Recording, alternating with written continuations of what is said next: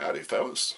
My buddy Mike at Mike Reed Outdoors tells me he gets asked quite often about how do I load my percussion revolver and how do I keep it from chain firing.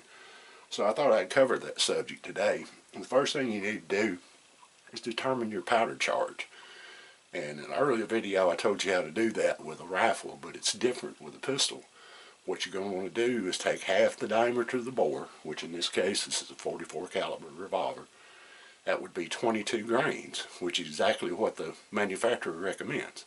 Manufactured by Pieta, of course. Now, I don't know about your powder measure, but mine measures in 5 grain increments, so my starting charge would be 25. You could use 20, but I'd say use 25. So then what we're going to do, we're going to charge that first cylinder. Then you're going to take your ball, place it over the mouth of the chamber, rotate it under the loading lever and press that ball home.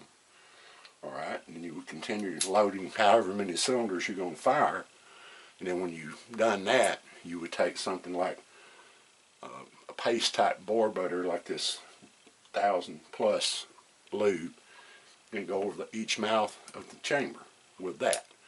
Now I find that's pretty messy when it comes time to clean up, and as well it also leads to your gun fouling a little bit quicker. The other method to do that is to charge your chamber and then take a felt wad, 44 caliber felt wad. You can get them lubricated or unlubricated. These are unlubricated, they'll be fine. And place that over the powder charge.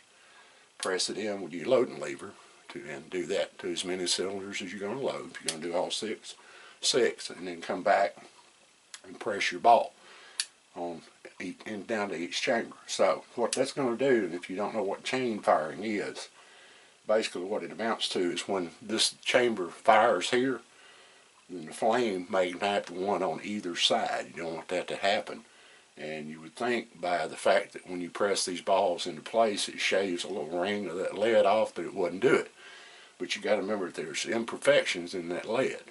You may have left just a little bit of powder in the mouth of your chamber. So you don't want that to happen, so that's the way you keep that from happening. Another thing on that round ball, if it has a sprue or a mold parting mark, you want to place that up. It works the best that way.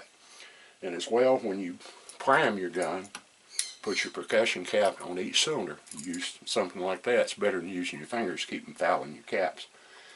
Once you've got them all loaded, roll them back over and make sure they're pressed in position. Even that could cause an adjacent cylinder to touch off. If there's a little bit of air gap in there, you wouldn't think it would be likely that it would do it, but Murphy's Law applies. You know, so you want to take, now that may make you think, God, these things are dangerous, but if you take proper care and load them correctly, they're no more dangerous than a centerfire revolver. I hope that helps you. And as always, thank you for watching. Keep your powder dry. Mind your top knot, Pilgrim.